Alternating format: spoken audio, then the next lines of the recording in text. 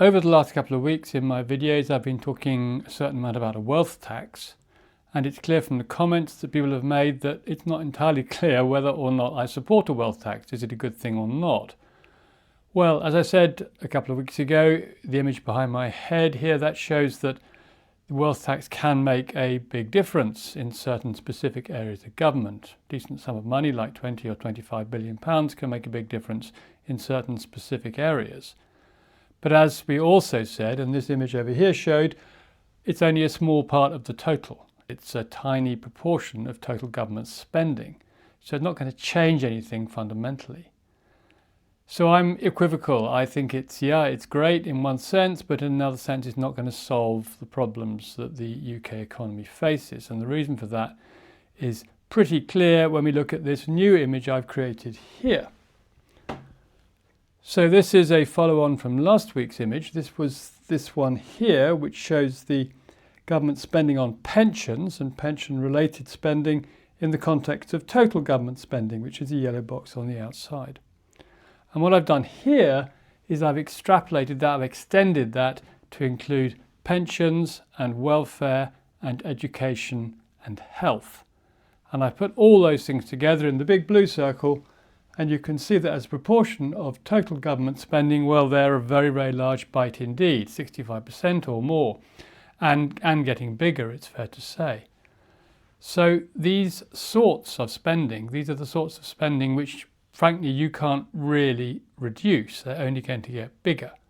And they leave at the margins sort of bits of room for all sorts of other things like the Foreign Office and the Home Office and crime and justice and the roads and courts and all those sort of things that we also care about, but which are much easier for the government to cut, because these essential things in the middle, as I say, education, health, welfare benefits and pensions, they can't really be reduced significantly. And whenever an attempt is made to chip away at them, well, that causes both a great deal of anger politically, but it also causes a great deal of suffering. For example, the government's two-child benefit cap really did increase the amount of child poverty in the UK. Because it's important to say that however much we think, well, the benefit bill, surely we can cut that, however much we think that sort of thing, actually all these areas are underfunded. The health system is underfunded, education is underfunded, pensions are among the lowest in Europe, they're really, really low at a national level, and the welfare system is not really solving the problem it's designed to fix. Welfare is only just about keeping many families afloat. So there's not enough money in these things already, and as you can see, these budgets are already pushing government spending in other areas to the very margins. They're making it very, very difficult.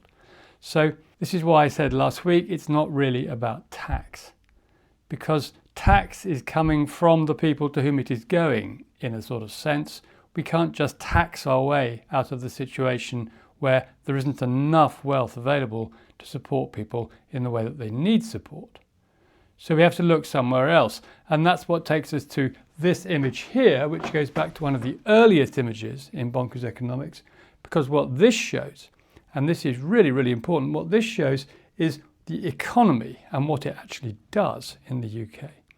And from left to right, we have the productive end of the economy, which is agriculture on the extreme left, and then manufacturing and construction and that sort of thing, energy production.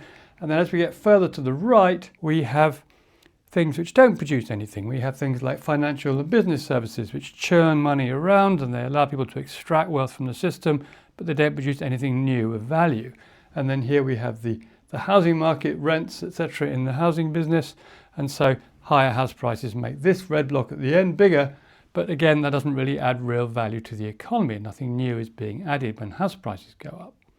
So the economy is not producing what it appears to be producing. It simply isn't producing enough wealth.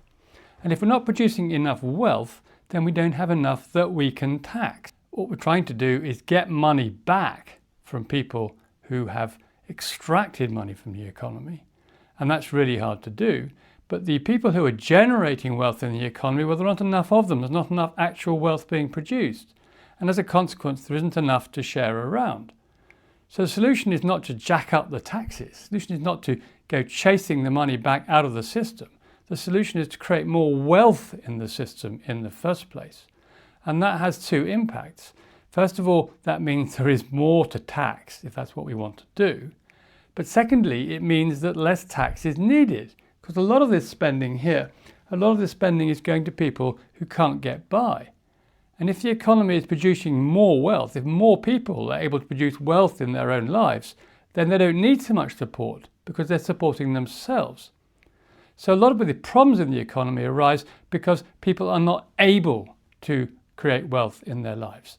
They don't have access to the money that they need to create wealth in their lives and to make their lives better as a result of the work and other activities that they can do.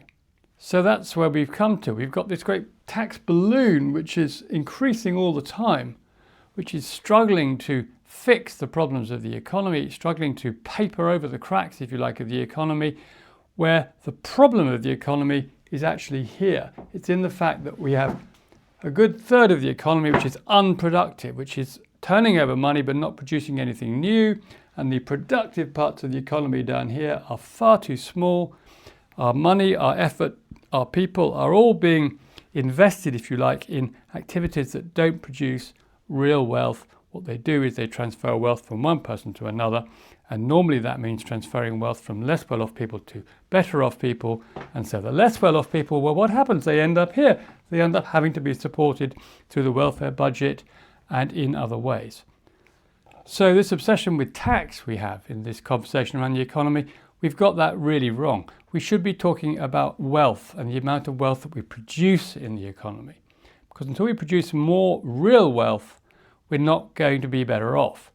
And no amount of taxation is going to fix that, because eventually the pool of wealth that you're trying to tax is just too small.